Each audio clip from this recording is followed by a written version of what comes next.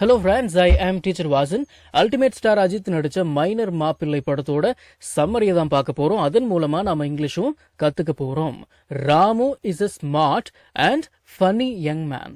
இந்த ஸ்மார்ட் அப்படின்ற வார்த்தைக்கு புத்திசாலி அப்படின்னு அர்த்தம் எடுத்துக்கலாம், அழகு அப்படின்னு கூட அர்த்தம் எடுத்துக்கலாம். ஃபன்னி அப்படின்னா வேடிக்கையான அப்படின்னு அர்த்தம். சில படங்களை பார்த்துருப்பீங்க, he is smart, he is smart அப்படின்னு பேசுவாங்க. என்ன அர்த்தம்?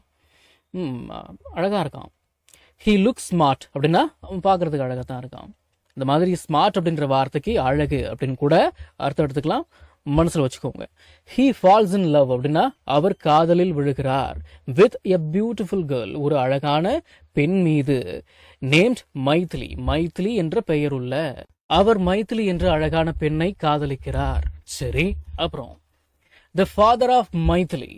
நான் ஒவ்வொரு வீடியோலையும் சொல்லிட்டு இருக்கிறேன், ஆஃப் அப்படின்ற வார்த்தைக்கு உடைய அப்படின்னு அர்த்தம் இருக்கு. த ஃபாதர் ஆஃப் மைதிலி அப்படின்னா மைதிலியின் உடைய தந்தை.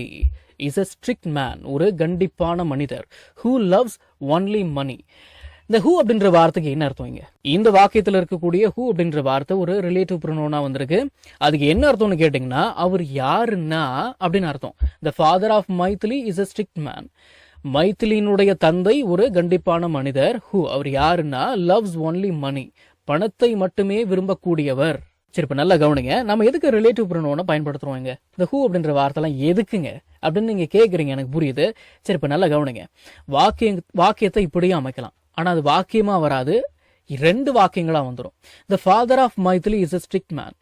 மைதிலியினுடைய தந்தை ஒரு கண்டிப்பான மனிதர். Full stop. அடுத்தது, ஹீ லவ்ஸ் ஒன்லி மணி, அவர் பணத்தை மட்டுமே விரும்பக்கூடியவர். இந்த மாதிரி ரெண்டு வாக்கியங்களை ஒன்னா இணைக்கிறதுக்கு தான் நாம ரிலேட்டிவ் ப்ரொனவுனை நம்ம பயன்படுத்துறோம். அந்த father of Maithili is a strict man, மைதிலியினுடைய தந்தை ஒரு கண்டிப்பான மனிதர். ஹூ, அவர் யாருன்னா லவ்ஸ் ஒன்லி மணி, பணத்தை மட்டுமே விரும்பக்கூடியவர். தினசரி பயன்படுத்தப்படும் 1000 இங்கிலீஷ் வாக்கியங்கள் தமிழ் அர்த்தத்துடன் ஒரே பிடிஎஃப்ல வெறும் 199 ரூபாய் மட்டுமே. ஸ்கிரீன்ல தெரிகிற நம்பருக்கு இப்பவே வாட்ஸ்அப் பண்ணுங்க. இது புக் இல்ல, பிடிஎஃப் ஃபைல். ஃப்ரீ டைம்ல பிடிஎஃப் ஓபன் பண்ணி போன்லயே லேர்ன் பண்ணிக்கலாம். நீங்க பணம் அனுப்பிய உடனே வாட்ஸ்அப் மூலமா பிடிஎஃப் உடனடியா வாங்கிக்கலாம். இந்த வாக்கியத்தை தமிழ்ல டிரான்ஸ்லேட் பண்ணும்போது கொஞ்சம் பார்த்து டிரான்ஸ்லேட் பண்ணுங்க. கொஞ்சம் தப்பாயிட்டாலும் அது எசக பசக்கா மாறிவிடும், அப்புறம் ஆக்வர்டா இருக்கும். சரிங்களா? சரி, இப்ப நல்லா கவனிங்க. I want to marry. I want to marry அப்படின்னா நான் கல்யாணம் பண்ணிக்கணும்னு ஆசைப்படுறேன் அப்படின்னு அர்த்தம். இப்ப நல்லா கவனிங்க.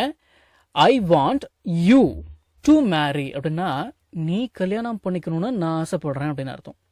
அதே போல கவனிங்க. he wants to marry. he wants to marry அப்படின்னா அவரு கல்யாணம் பண்ணிக்கணும்னு ஆசைப்படுறாரு அப்படின்னு அர்த்தம். he wants me to marry அப்படின்னா நான் கல்யாணம் பண்ணிக்கணும்னு அவர் ஆசைப்படுறாரு அப்படின்னு அர்த்தம். அதே போல இங்க கவனிங்க. he wants his daughter to marry அப்படின்னா அவர் பொண்ணு கல்யாணம் பண்ணிக்கணும்னு அவரு ஆசைப்படுறாரு அப்படின்னு அர்த்தம். நான் சொன்னது உங்களுக்கு புரிஞ்சிருக்கும்னு நம்புறேன். He wants his daughter to marry அப்படின்னா அவருடைய மகள் திருமணம் செய்ய வேண்டும் என்று அவர் விரும்புகிறார். A very rich man, ஒரு பணக்கார மனிதரை. A very rich man அப்படின்னா ஒரு பெரிய பணக்கார மனிதர், ஒரு பெரிய பணக்கார மனிதன், பணக்காரன். அவருடைய மகள் ஒரு பெரிய பணக்காரனை திருமணம் செய்ய வேண்டும் என்று அவர் விரும்புகிறார். So, எனவே Ramu makes a clever plan. Ramu ஒரு புத்திசாலித்தனமான பிளானை மேக் பண்றாரு. with his friends, அவருடைய நண்பர்களுடன். HIS, his அப்படின்னா அவருடைய, அவனுடைய. சரி, he pretends to be. இந்த he sheet வந்திருக்கிறதால இந்த pretend கூட எஸ் சேர்த்துக்கிறோம் இல்லையா?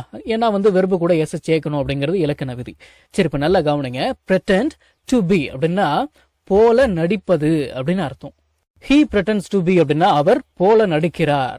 a wealthy man, ஒரு பணக்கார மனிதன், ஒரு பணக்கார மனிதன் போல நடிக்கிறார். எதுக்கு நடிக்கிறாரு? டு இம்ப்ரெஸ் பண்றதுக்கு. த மைதிலிஸ் ஃபாதர், மைதிலியினுடைய தந்தை, மைதிலியினுடைய தந்தையை இம்ப்ரெஸ் பண்றதுக்கு ஒரு பணக்கார மனிதனை போல அவர் நடிக்கிறார். மைதிலி அப்படின்னா மைதிலி அப்படின்னு அர்த்தம். அப்பாஸ்ட்ரஃபி எஸ் வந்துருச்சுன்னா உடைய, மைதிலியின் உடைய. புரியுதுங்களா? சரி, ஓகே. ராமு டஸ் மெனி ஃபன்னி திங்ஸ். ஐ டூ அப்படின்னா நான் செய்கிறேன். he does அப்படின்னா அவர் செய்கிறார். ராமு டஸ் அப்படின்னா ராமு செய்கிறார். என்ன செய்யறாரு? மெனி ஃபன்னி திங்ஸ், பல வேடிக்கையான விஷயங்களை. எதுக்கு இதெல்லாம் பண்றாரு? To make the father believe him, அந்த தந்தையை நம்ப வைக்க அவரை. ஹிம் அப்படின்னா அவரை, அவனை. கொஞ்சம் குழப்பமா இருக்கும், கொஞ்சம் உன்னிப்பா கவனிச்சிங்கன்னா புரியும். சரிங்களா? அந்த தந்தையை நம்ப வைக்க ராமு பல வேடிக்கையான விஷயங்களை செய்கிறார். சரி, the father believes, அந்த தந்தை நம்புகிறார், the drama, அந்த டிராமாவை, the அப்படின்ற வார்த்தைக்கு அந்த இந்த அப்படின்னு அர்த்தம் இருக்கு, and மற்றும் agrees, ஒத்துக்கிறாரு, to the marriage, கல்யாணத்துக்கு. the father believes the drama and agrees to the marriage, அந்த தந்தை இந்த நாடகத்தை நம்பி திருமணத்திற்கு சம்மதிக்கிறார். later, பிறகு, the father finds out, அந்த தந்தை கண்டுபிடிக்கிறார், the truth, உண்மையை, about the poor boy, அந்த ஏழை பையனை பற்றி. அந்த ஏழை பையன் அப்படின்னா ராமு. சரி, ஓகே. அடுத்தது, ஃபைனலி, இறுதியாக, கடைசியாக, her father, அவளுடைய தந்தை, understands, புரிந்து கொள்கிறார், their true love, அவர்களுடைய உண்மையான காதலை, and மற்றும் accepts ராமு, ராமுவை ஏற்றுக்கொள்கிறார். நம்ம பார்த்த எல்லா வாக்கியங்களுமே சிம்பிள் பிரசன்ட்ல தான் இருந்தது. அதனாலதான் அந்த வெர்பு கூட எஸ்ங்கிறத சேர்ந்து வந்துட்டே இருந்தது. ஏன்னா நீங்களும் நானும் சேர்ந்து மூணாவது மனுஷங்களை பத்தி தான் பேசிட்டு இருக்கோம் இல்லையா? இப்போ நான் டான்ஸ் பண்றேன் அப்படின்னா ஐ டான்ஸ், நீங்க டான்ஸ் பண்றீங்க அப்படின்னா யூ டான்ஸ், அவன் டான்ஸ் பண்றான், அவன் ஆடுறான் அப்படின்னா ஹி டான்சஸ், ஷீ டான்சஸ் அப்படின்னு தானே வாக்கியத்தை அமைக்கணும். இந்த எஸ்ங்கிறத சேர்த்துக்கணும் இல்லையா? அதே தான் இங்கேயும்.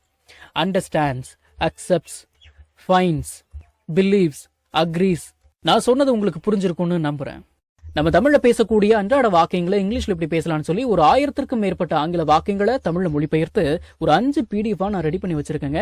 ஒரு PDF ஓட பிரைஸ் வந்து பாத்தீங்கன்னா 50 rupees. ஆனா இந்த 5 PDFையும் நீங்க 250 ரூபாய் கொடுத்து வாங்க தேவையில்லை.